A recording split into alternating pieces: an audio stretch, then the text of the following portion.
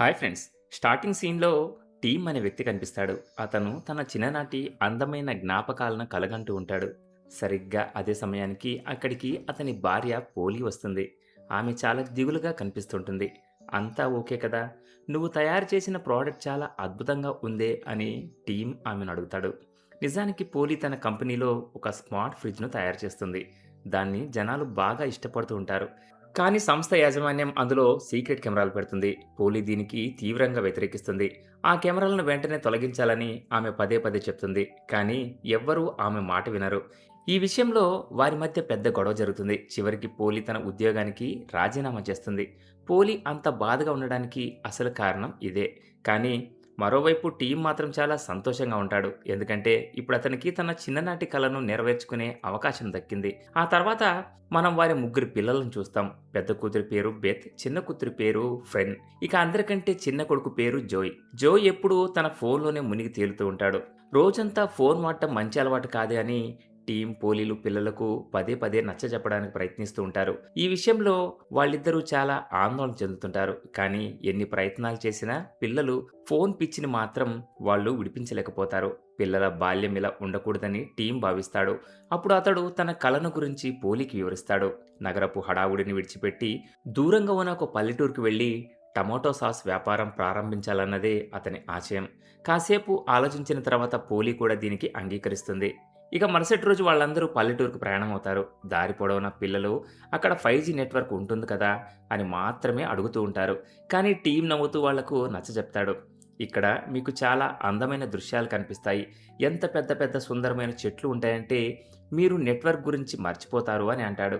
కొంతసేపటికే వాళ్ళు స్టేషన్‌లో దిగుతారు. కానీ బెత్ ఫ్రెండ్లు తమ ఫోన్‌లను తనిఖీ చేయగానే అందులో అసలు నెట్వర్కే ఉండదు. ఇది చూసి వాళ్ళిద్దరూ తీవ్ర నిరాశకు గురవుతారు. అక్కడ ఎలాంటి టాక్సీ కూడా ఉండదు. దాంతో వాళ్ళు కాలినడకనే ప్రయాణించాల్సి వస్తుంది. దారిలో కాస్త దూరం వెళ్ళాక ఫ్రెండ్‌కి రోడ్డు పక్కన ఒక సంచి పడి ఉండటం కనిపిస్తుంది. ఆమె దాన్ని తీసుకోగానే ఒక అమ్మాయి దాక్కుని ఆమె వైపే చూస్తూ ఉంటుంది. ఆ అమ్మాయి బాగా భయపడిపోయినట్లు అనిపిస్తుంది. ఆ సంచి ఆ అమ్మాయిదేనని ఫ్రెండ్ వెంటనే గ్రహిస్తుంది. అందుకే ఆ అమ్మాయి భయపడకుండా ఉండడానికి ఫ్రెండ్ తన కళ్ళు మూసుకుంటుంది. వెంటనే ఆ వింత అమ్మాయి మెల్లగా వచ్చి సంచి తీసుకుని మాయమైపోతుంది. ఆ తర్వాత కూడా వాళ్ళ ప్రయాణం కొనసాగుతుంది. తన చిన్నతనమంతా ఈ ప్రదేశంలోనే గడిచిందని, ఇక్కడ వాళ్లకు కూడా చాలా సరదాగా ఉంటుందని టీం పిల్లలకు నిరంతరం చెప్తూనే ఉంటాడు. కొంతసేపటి తర్వాత వాళ్ళు ఎట్టకేలకు ఆ పాత ఇంటికి చేరుకుంటారు. ఆ ఇంటి పరిస్థితి చాలా ఘోరంగా ఉంటుంది. చాలా ఏళ్లుగా దాన్ని ఎవరూ పట్టించుకోనట్లే అనిపిస్తుంది. వాళ్ళందరూ లోపలికి వెళ్ళగా లోపల దృశ్యం కూడా ఏమీ బాగుండదు. నలువైపులా దుమ్ము, విరిగిన వస్తువులు, అస్తవ్యస్తంగా పడి ఉన్న సామాన్లు కనిపిస్తాయి. పిల్లలు చాలా కలవరపడిపోతారు. అసలు ఇలాంటి ప్రదేశంలో తాము ఎలా ఉండాలో వాళ్లకు అర్థం కాదు. కానీ మెల్లమెల్లగా నేను అంతా బాగు చేస్తాను అని టీం వాళ్లకు ధైర్యం చెప్తాడు. ఆ తర్వాత వాళ్ళందరూ కలిసి ఇల్లు శుభ్రం చేయడం ప్రారంభిస్తారు. తీవ్రంగా శ్రమించిన తర్వాత ఇల్లు కాస్త శుభ్రపడుతుంది. ఆపై వాళ్ళు రాత్రి భోజనం కూడా సిద్ధం చేసుకుంటారు.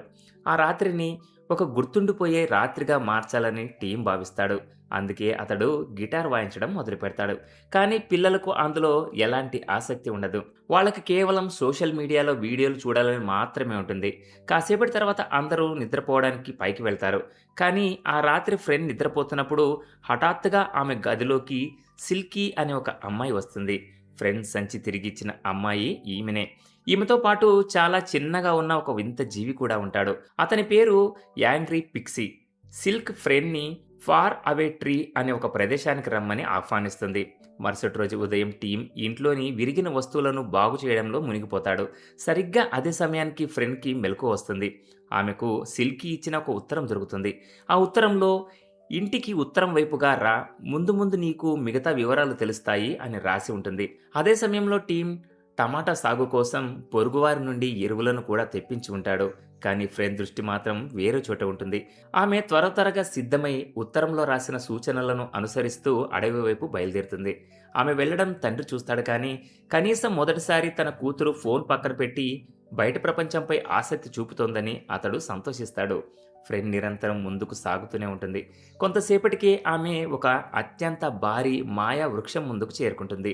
ఉత్తరంలో రాసినట్లే ఫ్రెండ్ తన కళ్ళు మూసుకొని ఐ బిలీవ్ ఇన్ మ్యాజిక్ అని 3 సార్లు అంటుంది. అంతే, ఒక్కసారిగా ఆ మహావృక్షం మెల్లమెల్లగా కిందకు వంగుతుంది. ఫ్రెన్ ఆశ్చర్యపోతుంది. ఆమె ఆ చెట్టు లోపలికి అడుగు పెట్టగానే ఆమెను ఊపిరి పీల్చుకోవడం కూడా మర్చిపోయేలా చేసే ఒక అద్భుతమైన ప్రదేశంలోకి చేరుకుంటుంది. సరిగ్గా అప్పుడే ఆకాశం నుండి ఒక సీటు ఆమె ముందుకు కిందికి దిగి వస్తుంది. ఫ్రెన్ దానిపై కూర్చోగానే ఆ సీటు వేగంగా పైకి వెళ్ళడం ప్రారంభిస్తుంది. ఆపై ఆ రాక్షసి చెట్టు అత్యంత ఎత్తుకు చేరుకుంటుంది. అదే సమయానికి ఆ చెట్టులోనే నివసించే యాంగ్రీ పిక్సీ ఆమెకు మళ్ళీ కనిపిస్తాడు. కొన్ని క్షణాల్లోనే ఫ్రెండ్ ఆ చెట్టు లోపల ఉన్న ఒక వింతైన అందమైన ప్రదేశానికి చేరుకుంటుంది. అక్కడ ఒక అందమైన ఇల్లు నిర్మించి ఉంటుంది. అటు ఇటు చూస్తుండగా ఆమె దృష్టి ఒక ఫోటోపై పడుతుంది. ఆ ఫోటోలో ఒక అబ్బాయి కనిపిస్తూ ఉంటాడు. ఇంతకీ ఆ అబ్బాయి ఎవరు? ఈ రహస్యానికి సమాధానం మీకు ముందు ముందు తెలుస్తుంది. సరిగ్గా అప్పుడే మూన్ ఫేస్ అనే వ్యక్తి అక్కడికి వస్తాడు. అతడు ఫ్రెండ్ని చూసి దిగ్భ్రాంతి చెందుతాడు. ఆమెను ఒక అక్రమ చొరబాటుదారుడిగా భావిస్తాడు. కానీ వెంటనే సిల్కీ అక్కడికి వచ్చి మూన్ ఫేస్కి నచ్చ చెప్తుంది. ఈమె నా స్నేహితురాలు, నేనే ఈమెను ఇక్కడికి పిలిచాను అని చెప్తుంది. ఆ తర్వాత వాళ్ళు ఫ్రెండ్కి ఆ మాయా ప్రపంచపు అందమైన దృశ్యాలను చూపిస్తారు. అక్కడ నివసించే మిగతా వింతైన ప్రేమాస్పదమైన పొరుగువారితో ఆమెకు పరిచయం చేస్తారు. మెల్లమెల్లగా ఫ్రెండ్కి వాళ్ళందరితో స్నేహం ఏర్పడుతుంది. అప్పుడు సిల్కీ ఒక గడియారం లాంటి పరికరాన్ని తిప్పుతూ చిరునవ్వుతో ఇప్పుడు ల్యాండ్ ఆఫ్ గుడీస్ వంతు వచ్చింది అని అంటుంది. నిజానికి ఆ మాయా ప్రపంచంలో ప్రతిరోజు ఆకాశంలో ఒక కొత్త ప్రపంచం ప్రత్యక్షమవుతూ ఉంటుంది.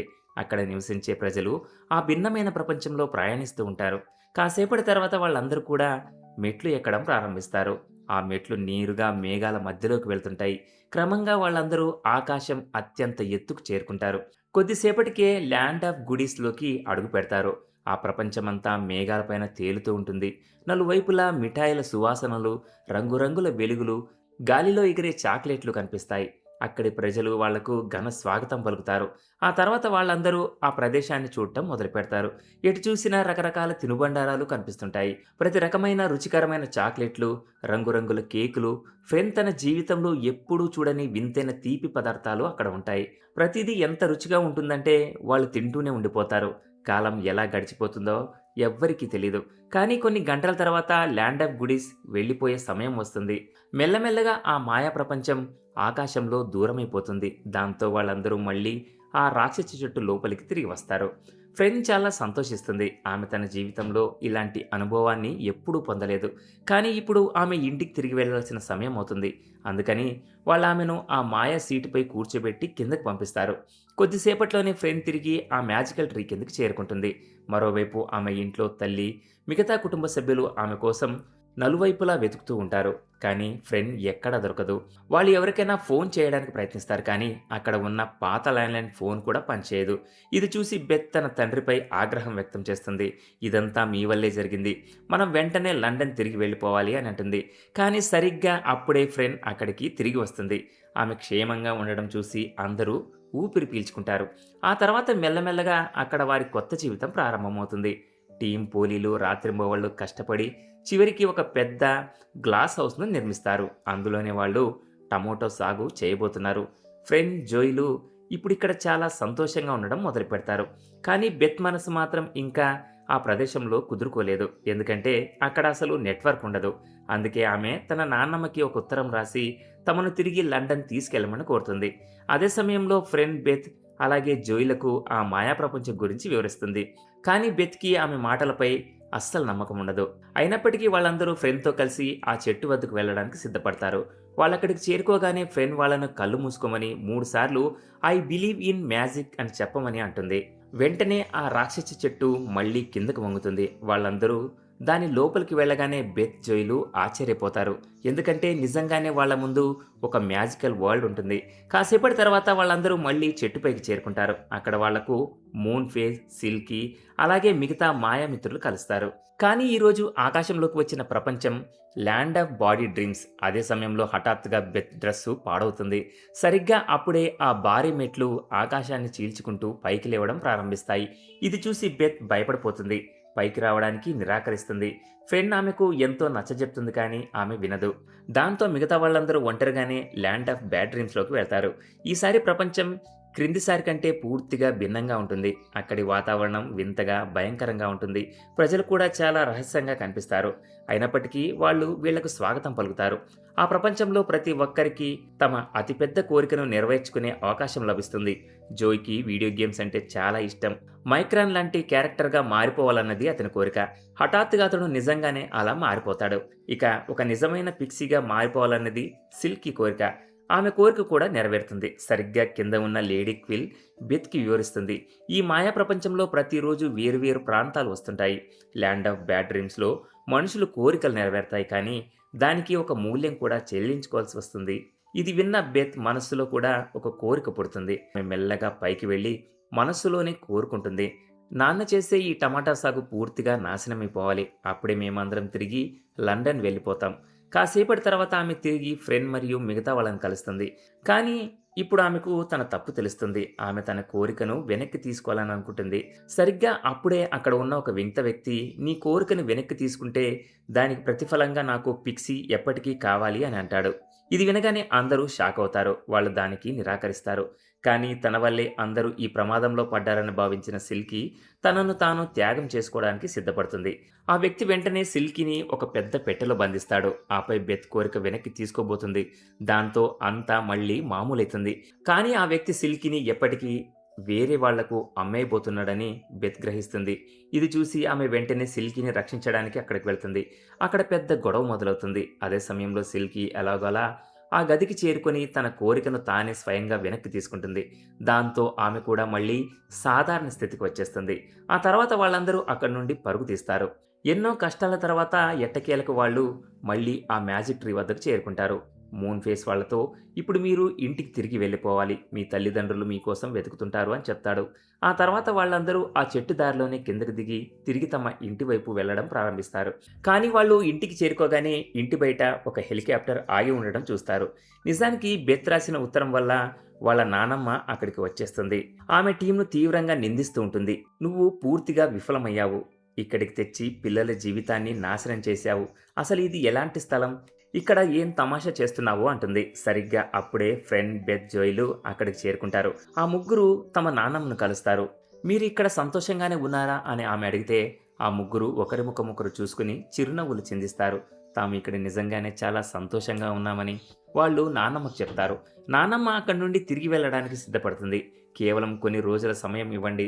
త్వరలోనే మేము అంతా బాగు చేస్తామని టీం ఆమెను కోరతాడు. ఇది విన్న నాన్నమ్మ సరేనంటుంది కానీ వెళ్లే ముందు ఒక షరతు విధిస్తుంది. నేను కొద్ది రోజుల తర్వాత మళ్ళీ వస్తాను. నీ టమాటా సాస్ వ్యాపారం ఎంత విజయవంతమైందో చూస్తాను. ఒకవేళ అంత సరిగ్గా సాగకపోతే మాత్రం నేను పిల్లలను తిరిగి లండన్ తీసుకెళ్లిపోతాను. ఆ తర్వాత మెల్లమెల్లగా రోజులు గడుస్తుంటాయి. టీం, పోలీ అలాగే పిల్లలు కలిసి ఆ ప్రదేశాన్ని మరింత అందంగా మార్చడానికి రాత్రింబవళ్లు కష్టపడుతుంటారు. ఇప్పుడు బెత్‌కి కూడా ఆ ప్రదేశం నచ్చడం మొదలవుతుంది. ఆమె కూడా మిగతా వాళ్లకు సాయం చేయడం ప్రారంభిస్తుంది. క్రమంగా వాళ్ళ టమాటా పంట కూడా చాలా బాగుపడుతుంది. ఈ ఆనందంలో టీం తన కొత్త వ్యాపార ప్రారంభం కోసం ఒక పెద్ద విందు ఏర్పాటు చేయాలనుకుంటాడు. దానికి చుట్టుపక్కల ఉన్న ప్రజలందరినీ ఆహ్వానిస్తాడు.